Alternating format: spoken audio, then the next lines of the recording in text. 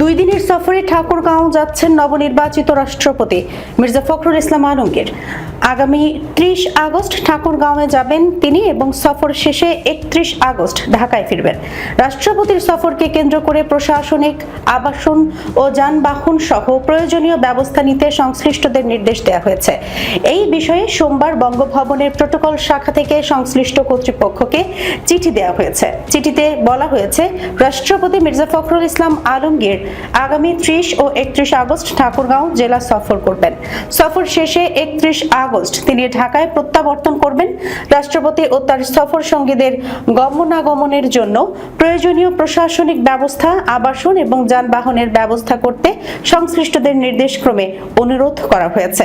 সফরের বিস্তারিত সূচি এবং সফর সঙ্গীদের অনুমোদিত তালিকা পরবর্তী সময়ে পাঠানো হবে বলেও চিঠিতে জানানো হয়েছে।